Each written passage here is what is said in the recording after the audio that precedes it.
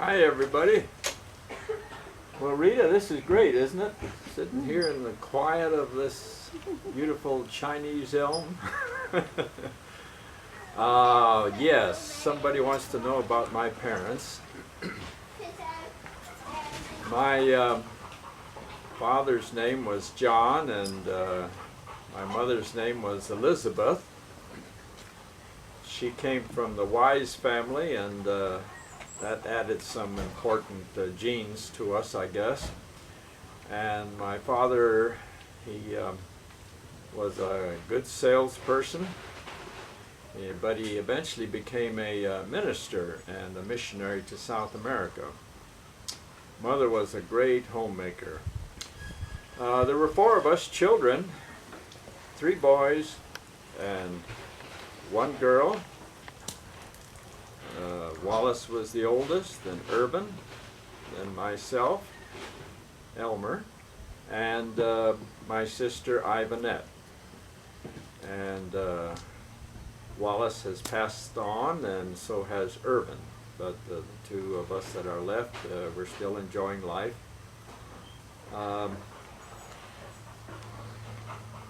Well, let's see. What do you want to know about the? Can you remember my parents? Yeah. Can you remember your earliest childhood memory? What that would be? Or Oh yes, my early childhood memories.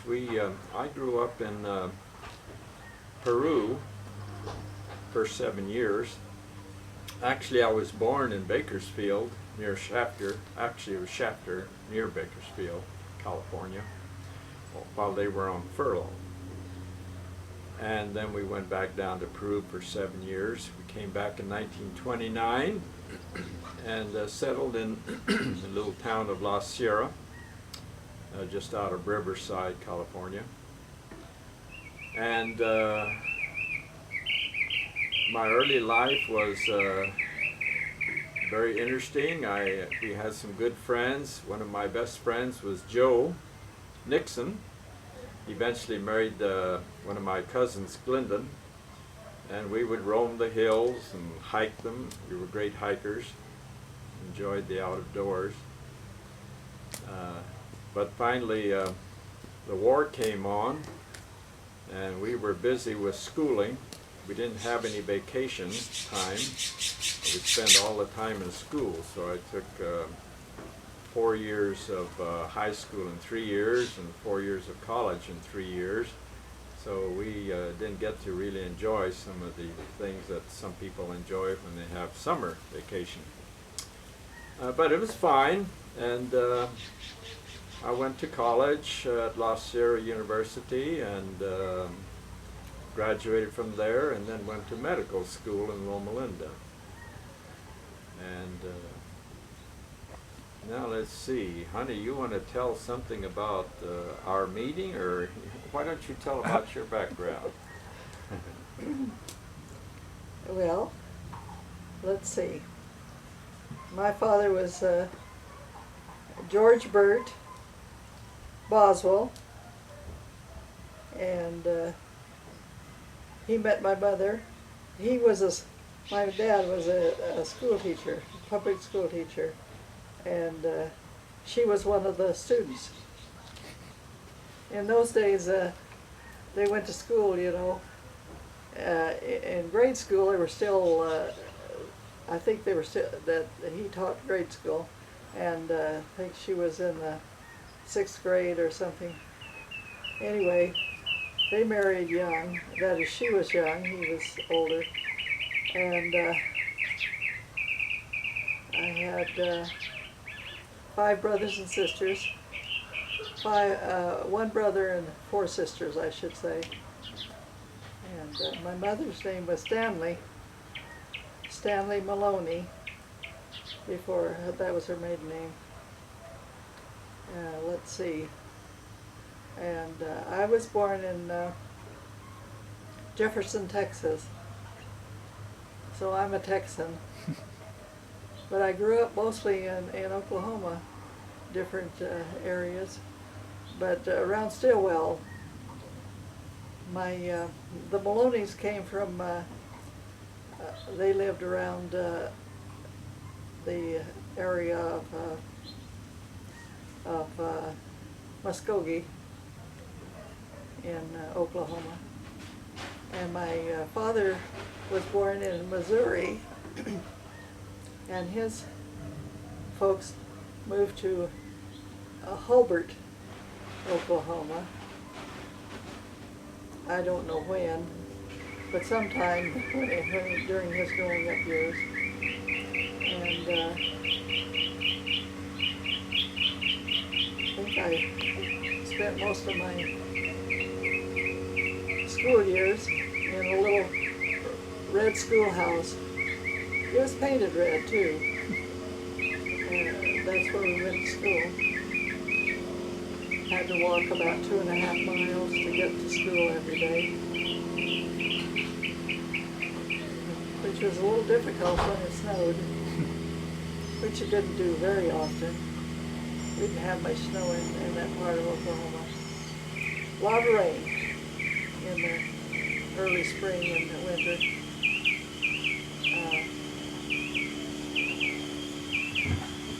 I don't know what else should I say. How about a favorite childhood memory with your parents or your do you have siblings? Did you mention that? Well, we used to have to carry water. We had a spring down a ways from our place. Had to go down there and carry water back to the house. And I remember in the summertime particularly, when the sun was shining so hot, we would go from shade to shade. We'd rush through the sunny part, get to the shade, and then we would walk very slowly through the shade. You were barefooted. Yeah, barefooted, Oh, and it got pretty hot. So, but my dad was a great one for wanting a fresh drink of water. So when he'd come in from working we had a little farm. When he'd come in from working out in the sun, he'd want, "Can you get me a fresh drink of water?" So we'd go to the spring, come back with the water. It was pretty cold if we rushed. Yeah. okay. How about where were you when you met? Do you remember? Pardon me? Where were you living when you met each other? Oh, my sister and her husband decided to move to California, and they took me along. And I met some friends that had lived in Oklahoma and had moved to La Sierra earlier. And one of those friends introduced me to Elmer. And we didn't really like each other very much when we met. Nothing clicked. But after we met a few times. Well, I should say that the friend that introduced her, Hazel. she liked me pretty well. Her name was Hazel. But you didn't like her. I wasn't particularly interested in her. So she figured, well, if I can't work something out this way, I'll have maybe my friend get acquainted with him. So she was the matchmaker. Yeah, so she was a matchmaker. And so she got us together, and I think the first time we met was at a social in a community Church, let's say. church that had a nice fellowship hall, and we had one of those so-called vegetarian Dances. marches. Dances. And that's where we met, I think, on a Saturday night. That must have been in 1941, maybe? 1938, 39. Yeah, it was probably around 41, somewhere there. We married in 43. Where were you married? We married at La Sierra University in one of their Chapel. chapels there. Were your parents in attendance? Yes, and as a matter of fact, my father being a minister, he married us. Aha. And my best man was, of course, Joe, whom I was a good friend for many years, Joe Nixon. And the best lady was, A good friend of mine. yeah, what was her name? Marjorie? Bertha May. Bertha May. Bertha May Warner. Warner. Okay. And let's see. Was that an interesting thing that I was sewed into my wedding dress? Sure. Yeah. Couldn't get zippers. It was during the war, you know. They just didn't make zippers in those days. Hardly. You could hardly ever find a zipper. So I was sewn into my wedding dress by your cousin Martha. She was quite a She seamstress. did the sewing. And then when I wanted to take it off, they had to rip it out again. Kind of a different way of doing. But at least we didn't have to put buttons or anything. We could, by sewing it, the plaque together, she just kind of tacked the plaque together. She didn't really sew it. But we always laughed about that. I was sewn into the wedding dress. What about a date prior to your wedding? Can you remember any dates that you had that were memorable? Oh, we had many dates. You know, this was during the war, so our dates were, it was very difficult to get gasoline. There was rationing.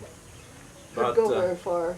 We couldn't go very far, but they always had these old-fashioned fountains.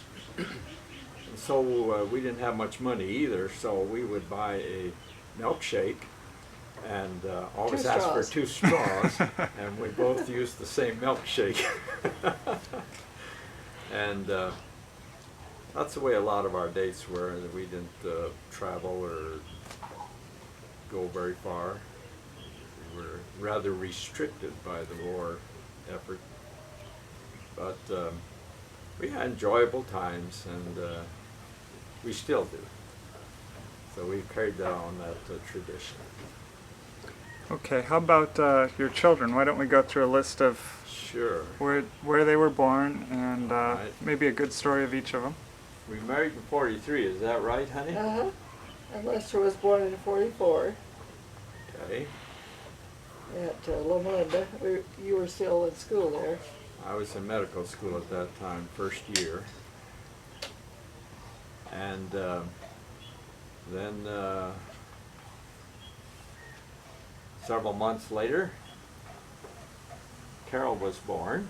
Yeah, 15 months, 16 15 months. 18 months.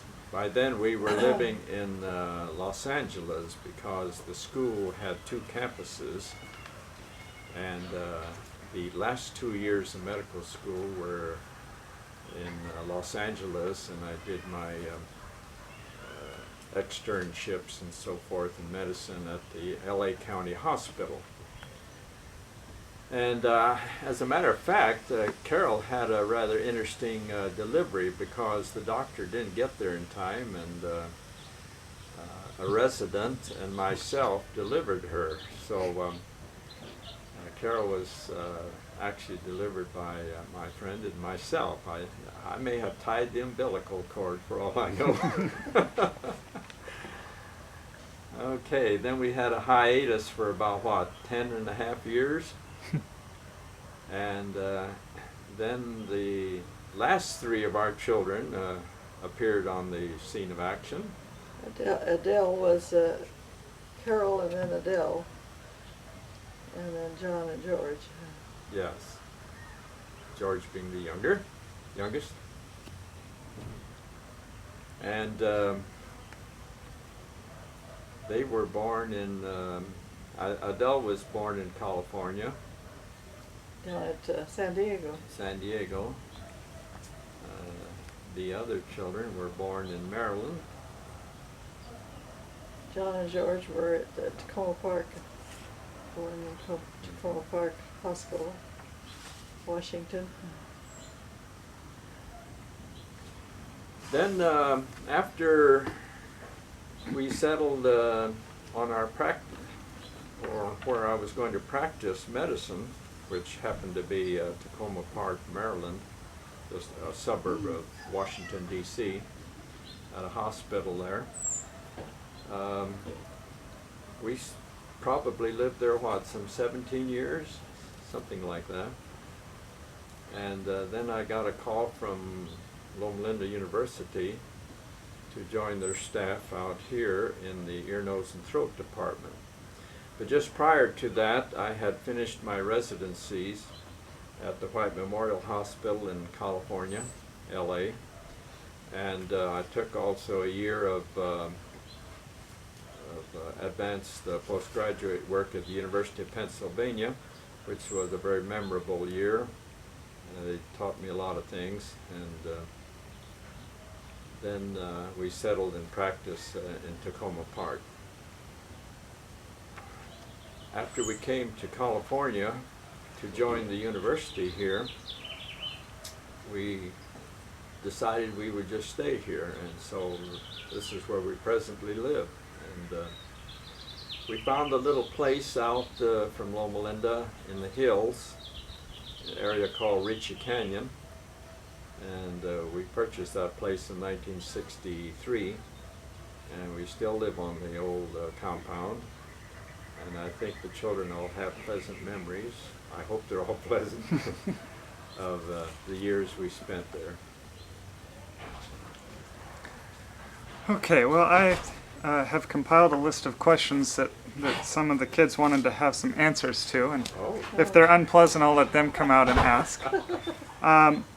I had one though. I've heard that George and John have a reputation for being a little mischievous, and just to set the record straight on a couple of things, how about some mischievous stories about Carol and Lester first, and then Adele, and then we'll move on to a good John and George story after that. But why don't we start with the older kids who are supposed to be the more upstanding citizens of the group? Well, what I remember about Lester is he liked crayons very much. Was always writing and drawing on paper with the crayons. And he had a little, his nose, I guess, was kind of itching or something. Stuck a black crayon up his nose, and then his nose started dripping this black stuff, you know, and what in the world, you know? And of course Daddy wasn't home, and I said, I don't know what's the matter with this guy. And he kept saying, my nose, Mama, nose. And he was about 2 or 3 years old. And finally, he sneezed a big sneeze, and there went the crayon out on the floor. Anyway, that was the whole thing. Okay, how about Carol? What's a good Carol story that I can use against her later? Well, let's see. Well, I remember You tell about Carol. we used to make trips out to California about once a year from Maryland to see my parents, and Areta's parents were living in Oklahoma, so we would see them on the way. And I remember that when we got to the desert once, there was a beautiful desert poppy blooming, and I didn't realize they had some stickers on it, and I picked one of those poppy flowers and told Carol to hold it, and I would take a picture. I couldn't figure out for a long time why she was crying, and finally I said, hold still and let's get this picture over with. She kept crying, and I didn't want to take a picture of her crying, so finally she said, these stickers. And so I realized then that it must have been the prickly poppy. And sure enough, they were Pretty good. good hurting form. her hands Pretty good while she form. was holding them. But she was very patient. She was going ahead and hold them and take the picture, even though she was crying. We've got a picture with a tear in her eye, Yeah. or down her nose. What about Adele? Do we have any closet stories about Adele? Adele, let's see, what she was living in. Adele was always very independent. She didn't want anyone to help her. Remember when Thelma and I took that trip that time we were in Maryland and we came to California to visit, and my sister Thelma and I drove the children. We stopped in Sedona, and they had this old mission, and my sister that we were visiting there thought that would be a good place to visit, so we went. But they had an awful lot of steps, and I said to Adele, I said, let me hold your hand so you can climb them. Oh, I can do it myself, she said, and pulled away from me and fell down the steps. Oh. Cut her chin, had to take I don't remember how many stitches, 3 or 4 stitches, I guess. But she cut that chin so many times when she was a little girl because she was so independent. She didn't want any help. Which is a good trait. Well, I guess. How about the good juicy stories on John and George? Do we have any good? Oh, they were favorites? mischievous boys, yes. They used to oil their trucks. But it was good mischief. Good mischief. They used to oil their trucks with my spray bottle of hand lotion or body lotion. Kind of squirted it all over, everywhere, all over the. But they were oiling their trucks. When John was in early academy, I was driving around Loma Linda and came around ready to make a corner, and I saw this kid on some kind of a roller board, Skateboard. and they were towing him from a car, and he was being towed and just having a great time. Holding onto a rope. All of a sudden they made that turn, and when I made the turn too, I looked and I said, "That's John." And about that time he looked up and saw me, and oh, was he embarrassed. So He was supposed to be at school, he you was understand. supposed to be at school, yes. Yeah, ironically, last night he told us that exact story, and, Oh. and what he didn't tell you at the time apparently was that they had borrowed one of the mom's cars and were out I joyriding see. in the rain. Well, there was quite a few things we didn't know. And the car apparently, had quit. apparently the car sustained some damage, and so they had to take it back, and so they had to walk back to school, and they couldn't figure a way to do it. So, and he said that he glanced back and he said, "What's that car doing so close to us?"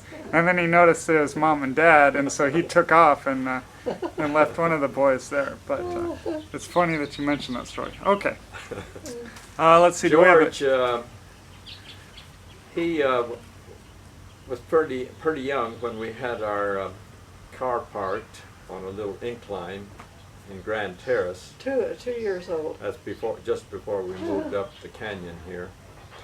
And some way or other, he took the thing out of gear.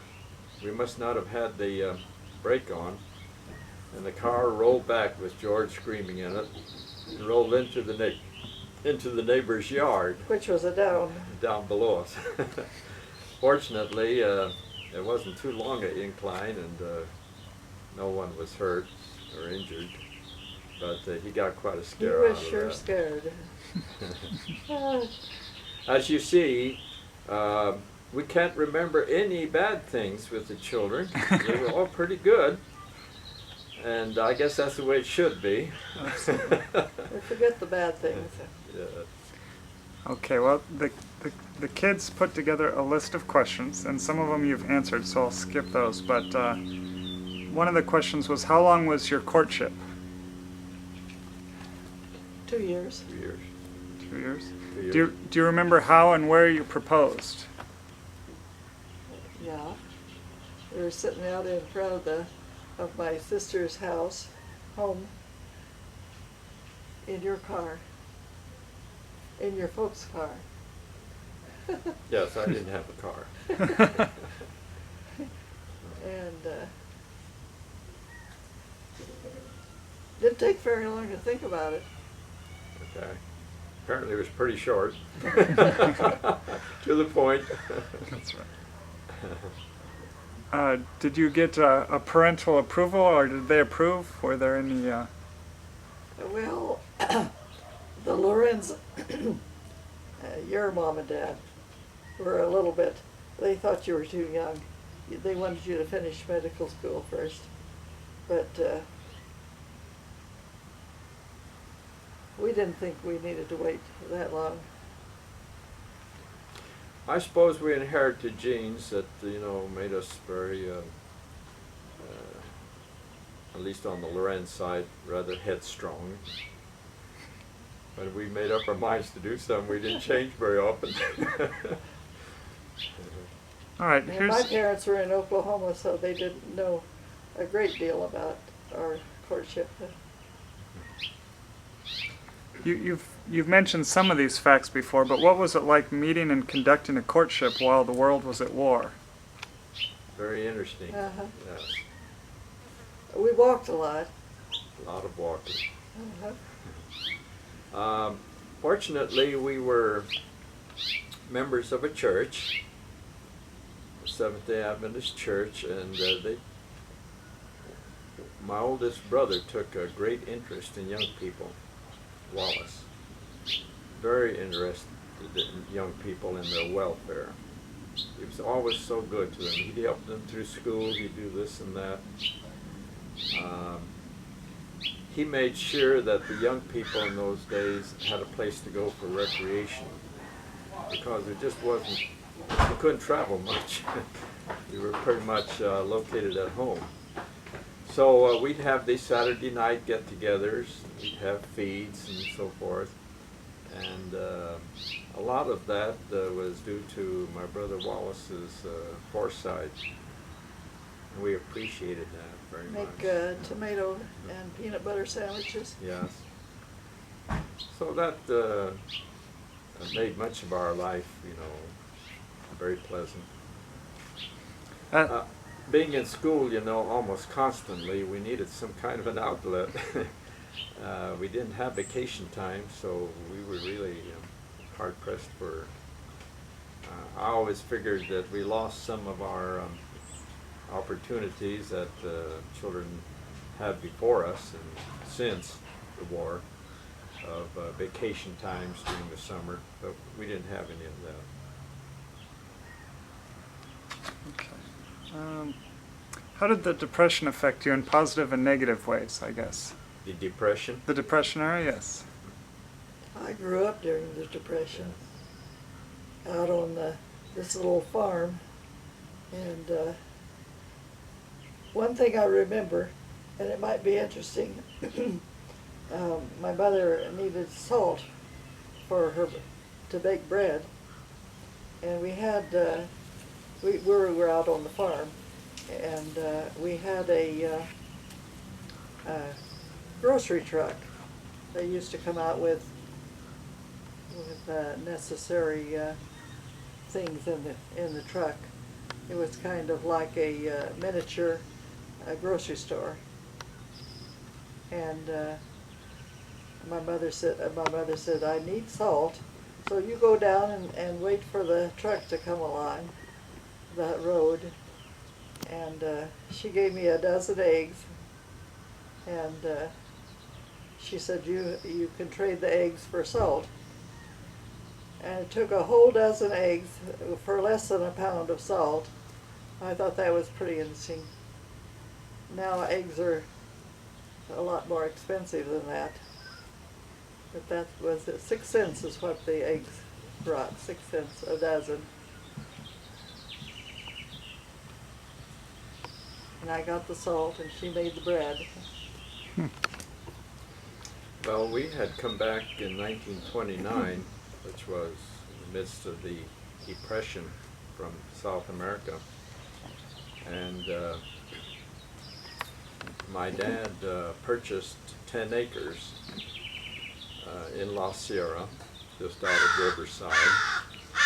And it was a bare 10 acres. So Irvin and Wallace, being older boys in their teens, they made adobe bricks, baked them in the sun, and they built their house out of adobe. It was a 3-room house, a couple bedrooms and 1 common room, which was kitchen and living room all together. And that's where we lived for quite a while. They also built 2 other buildings, one to house a broom shop.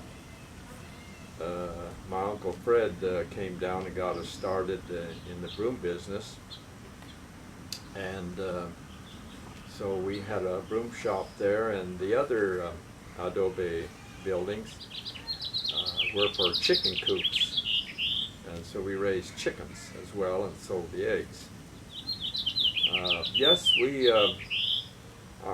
I'm often amazed how Mother was able to keep food on the table. We didn't buy knickknacks, but they bought the staples in those days, and our parents cooked. People don't cook much anymore, I guess. And she made wonderful bread, and we always had a little garden, so we were able to survive that way. And we made it fine. As far as toys, being kids, we made our own toys. We'd use, and I think we appreciated it more. We'd either use rings from barrels and guide them along the roads, or tires or whatever, and we had a lot of fun with those.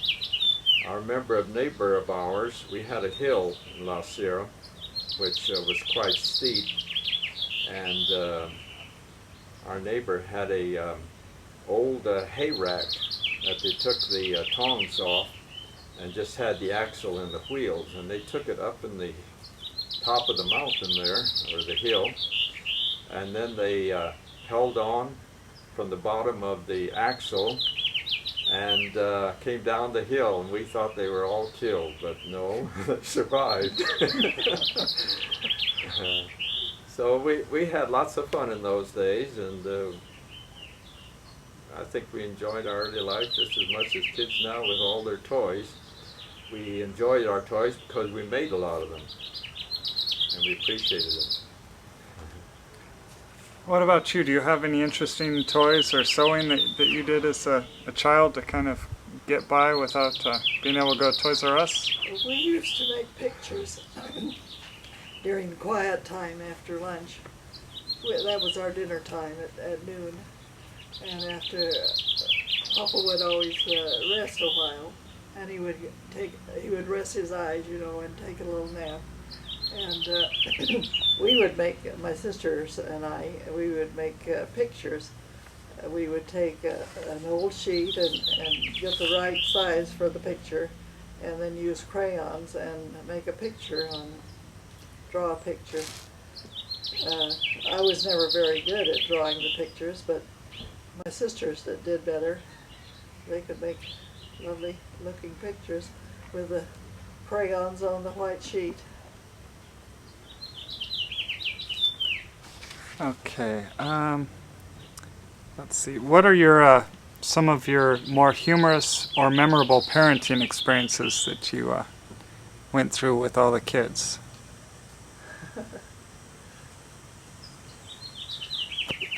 Well, I think one of the things that the children may remember, and we remember too, as I mentioned prior, we quite often made a trip once a year to California, and we had an older car. There was no air conditioning, and when we would hit the desert, the poor kids, their faces would be brilliant red, sweat coming down, and I don't know how they survived, but yes, they'd get a little cranky. I guess I would too if I were them. But it was a long trip for them, but they put up with it. And I do think they enjoyed it, because once they arrived, there were so many wonderful things that was awaiting them.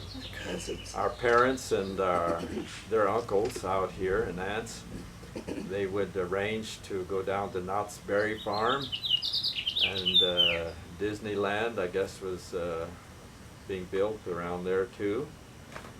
And then of course we'd go to the ocean. We'd have wonderful get-togethers and wonderful times, and I think the children probably remember those experiences. When we would stop to see my parents in Oklahoma, we'd go to Rattlesnake Springs, remember? Mm-hmm.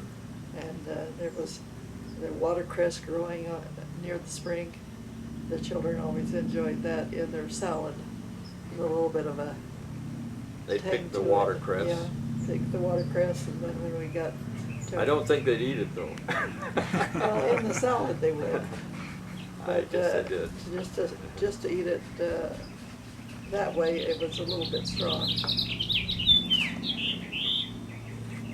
What do you think is the way that you've made it 60 years together, and what advice would you give to someone who's just recently married in comparison to 60 years of being together? What do you contribute your longevity together? You have the wisdom, honey. Go ahead. Well, I would say that that we never thought of anything else but lifetime together from the time that we were married, which helps, I think. If you never think of anything else, then it's easier. And I think that that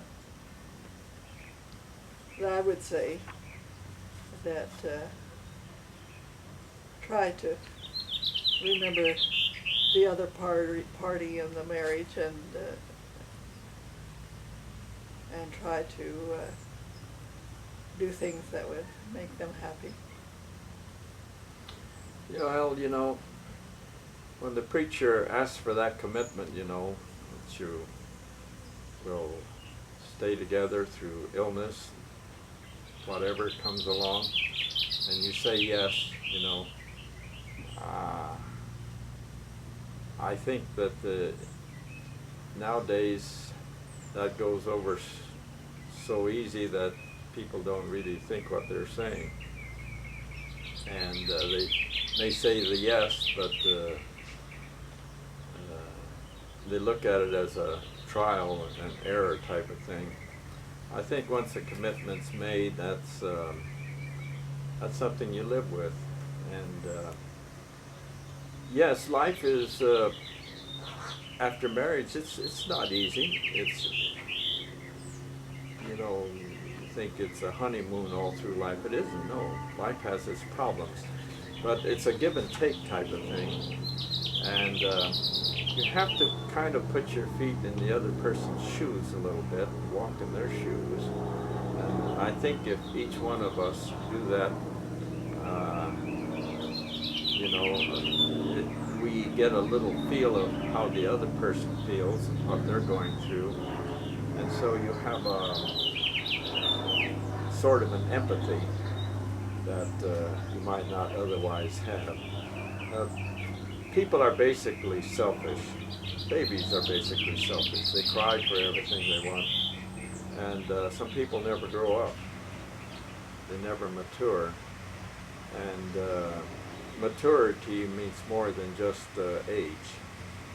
It's something that develops through life, life's experiences, life's trials, life's happy moments. All those things help us mature. And of course, in our case, we always felt that the third dimension, the physical, the mental, and the spiritual dimension are very important. And I think people miss a lot when they don't plan on that spiritual dimension. The church has always been a help, our belief in our God. And those things are all very important. And so we've kind of looked at it that way. We've never thought about anything like a divorce or anything like that. That never entered my mind anyway. I don't know about Rita's mind, but I neither. it was a commitment, and we are committed for life. You've been very fortunate to see your children grow old and Yes. their children Yeah. grow to maturity and even get to see some great-grandchildren. Yes. What would you tell your great-great-grandchildren about yourselves and each other? So if you had to describe yourself to a generation that you may not get to see, how would you do that? What would you tell them? What would you want them to know about yourself, and what would you want them to know about each other?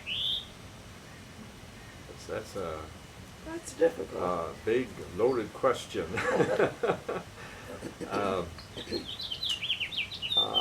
I suppose the question that comes up is how soon do you tell them? Actually, you can start very early. You say, well, can you tell them all about your life and expect them to understand it?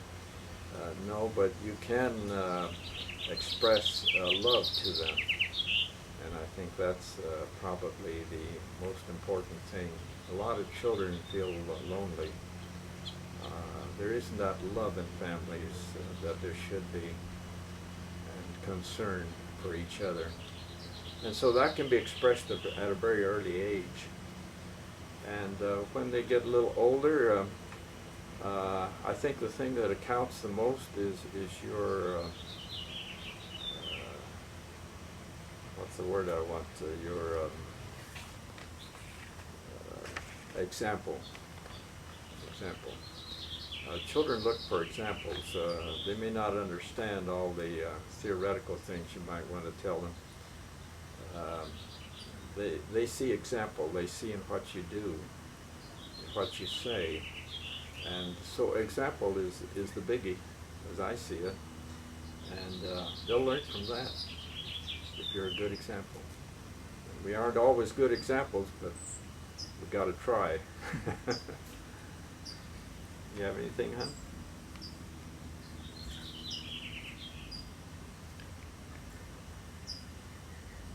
I think you said pretty well. You said it pretty well, but I can't think of anything else that I could add. We have wonderful children. I can say that, and all the grandchildren. We do.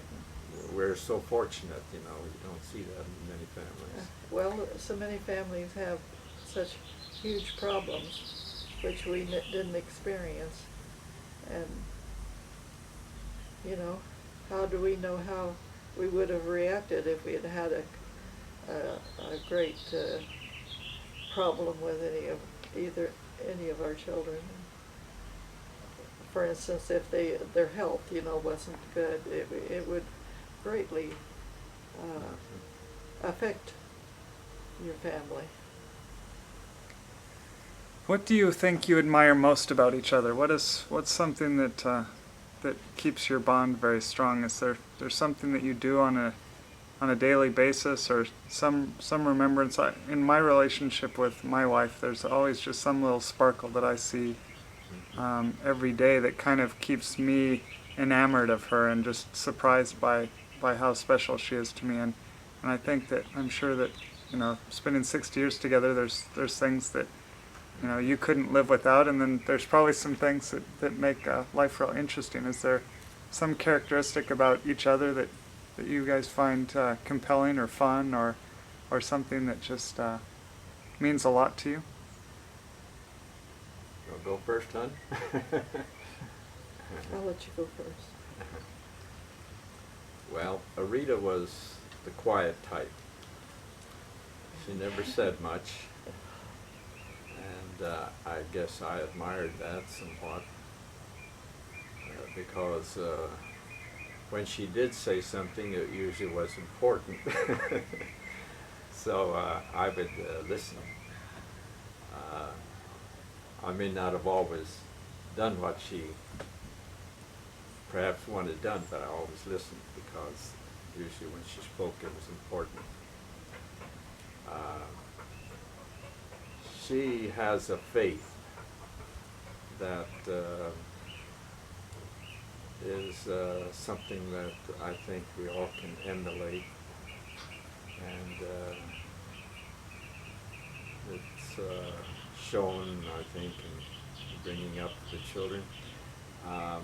I've always admired my good wife when I look back, for one thing especially, and that is her devotion to family. I was gone so often. My work carried me, I'd get up in the middle of the nights to the emergency rooms and so forth. So much of my time was gone, and she really raised the family. And when I think what a wonderful job she did on that, you know, I'm amazed. I don't know how she did it. Not only did she raise this family, but because of our circumstances earlier in life, going through schooling, she had 3 or 4 foster children she took care of. And that was a job. And they weren't always the best kind of children that you got, you know.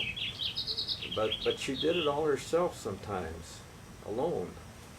Especially when I was in Pennsylvania attending the university.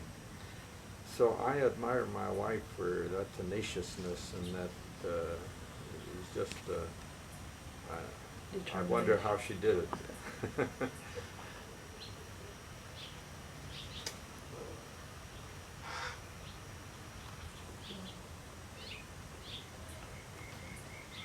I don't know. I can't think of anything special to say. Okay, well, why don't we go on to, I have about 3 more questions. I know this is getting to get drawn out, but let's see. One easy question is, where did you spend your honeymoon, and what was it like? Oh. That's the question. You want to? You answer it. You want to go ahead? I don't want to go on talking here. Well, my brother Irvin, when he got married, he believed, he was still in the era where you bought things in large quantities. He would buy flour in big sacks, and that's the way he started his household. And he said sauerkraut was very good too. He loved sauerkraut. He'd buy a lot of sauerkraut. Well, in our honeymoon, we didn't have any money, so we couldn't stay at a hotel. So we went for our honeymoon to the beach. And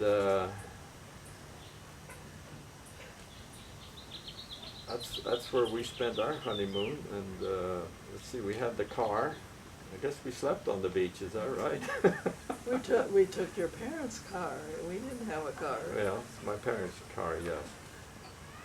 And I bring in the sauerkraut because I think we had a can of sauerkraut in the car. I think we ate that for breakfast. We had a jar. Excuse me. We had a jar of sauerkraut and a package of cinnamon rolls. That doesn't sound like a very good meal, but I'll tell you, we were very poor. I don't think I had a dime in my billfold. And when we got married, my billfold was the same, but my brother Wallace put a $20 bill in there, and I never did figure out where that came from until he finally told me what happened. so I had some good brothers that looked after us. Okay, and this is the final list of questions. Uh-oh.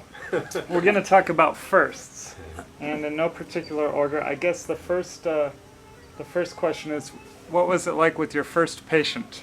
And can you remember your first patient? My first patient. Well, that would be after you set Well, up I the guess my practice. first patient was my daughter Carolyn, having delivered her. Well, I had first patients as I was an extern in medical school. I had first patients when I was an intern, and first patients when I was a resident. But first patient in practice, I guess, was in Washington, D.C., and I'm not sure who that was. I was just starting practice there, and I had just gotten the word around to the doctors in the community that I was there, and so they would send me patients. But I didn't get referrals right off. It was usually patients from the hospital there, that is, workers. They would come in, and I think the first patient I saw was someone that had a cold, as I remember. I'm not sure what the name was of the individual, but I think that was what I first took care of. Okay, the next question is your first car, and I know you spoke a little bit about that, but can you remember? Some car. We did, we had, as we mentioned before, gasoline was very hard to get. It was an old Plymouth, wasn't it? Huh? Yes, and we heard that someone had a used car for sale, which they weren't using. It was just sitting there, and we bought it. And I think, what was it, $50 a month that we paid for it on time. You were still in school at medical school, and but what was so funny about it was that we didn't drive it enough to keep the battery up. Every time we'd want to use it, we'd have to, I'd get in it and guide it, and he would have to push to start it. So that's the way it went. You see, we were living in those days in Los Angeles. No, in Loma Linda. Oh, in Loma Linda, okay. And then we moved to Los Angeles. But what folks don't know nowadays who live out west here, Southern California had a wonderful system called the red cars. And we could go to any city we wanted to practically. I wish they had them now. We wouldn't have this gridlock, I don't think. But they did away with them and built freeways instead. Those red cars were great. You could go from Riverside here into LA, all over the place, Small amount Beach, of money. and with very little money. But they're gone, and a lot of history went with that. That car, incidentally, we used going on my internship in Colorado. Denver. In Denver. And we took a trailer behind it. Someone gave us a trailer with our goods. We had very few. But we got a flat on the way out in nowhere. And the only tools we had were a sort of a straight metal piece and something to take nuts off, and we changed our own tires with those. And I don't know where we got the inner tube from, whether I had an extra one or whether I had to go into town and hop a ride to get into town to get an inner tube and bring back. But anyway, we'd put the inner tube in and then put it back together and then pump it up with a hand pump. Yes, we worked in those days. How about your first radio? Can you remember? Probably it was before you were married. My first radio was a Crystal radio. A friend of mine told me how to make it, and we made a crystal radio. And I'd forgotten how many stations we could get, probably one or two. But the crystal radio was what we used. How about your first television? Do you remember when you got it? And You remember that one, Hud? The first television? Pretty small, wasn't it? Yes, and it had a, in order to make the picture look bigger, they had a magnifying glass in front. And we couldn't get a whole lot of things. There was wrestling. We would look at wrestling. There weren't too many programs in those days, but that was our first TV. what you spoke a little bit about the wrestling programs. What radio programs? I know my grandparents used to listen to a lot of mysteries. And do you remember the shows when you were younger that they had on television and radio? There was Fibber McGee and Oh Molly. yeah, you loved that, huh? That was a good one. They had all kinds of things that were funny, but the one that I liked the best, I think, was they had a closet, and they would always say, "Don't open that door." But of course, they'd say it too late. The door was always open. Everything fell out, and all this noise on the radio. Of course, you didn't see it, but all this noise on the radio, it was funny. I was always interested in comedians. In fact, my sister always said I should have been an actor, I guess, or a comedian or something. And so we'd listen to Amos and Andy and other comedians. Those were the ones we probably listened to. And Red Most Skeleton. of the time, Red Skeleton. I always liked Red Skeleton. He was a real actor. We don't put out very good actors anymore. They don't really know how to really act, but they were real professionals. All right, I have 2 more questions and about 5 more minutes of tape on this one. So Okay. we'll ask the first question, and I might have to switch tapes. Your first baby. What was it like to go from a couple that just had to depend on each other to having a third wheel around to take care of and to be responsible for? That was difficult, especially since Elmer was away a great deal of the time.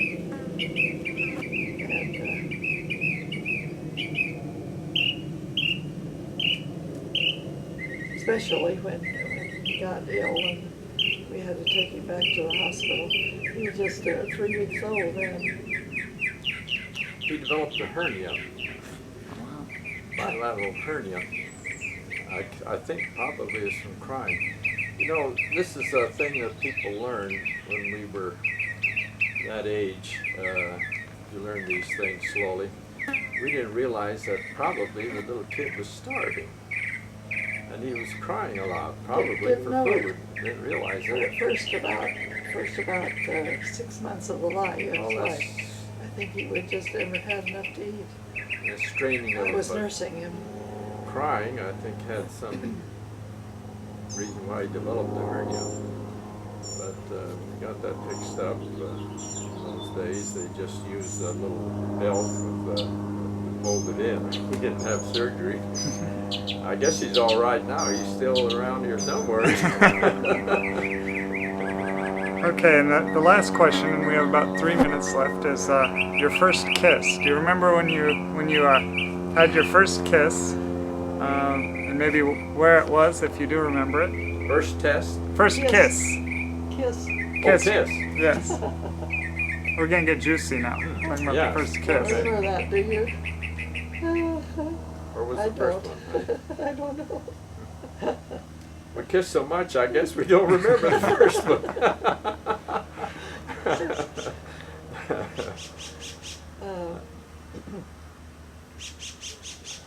That's a hard one. Yeah, I don't remember. Long time ago. Yes. More than 60 years ago. I guess it just came natural, never triggered our computer. But I think at our wedding, everyone said anyway, that we kissed too long at the wedding. I said, that was too long. You remember them? Nowadays it might be too short.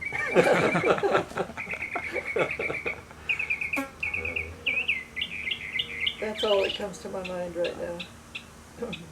It's been a great 60 years. We've enjoyed every minute of it. Had ups and downs and flat places and high places, and it was. The question says, would you do it again? Yeah.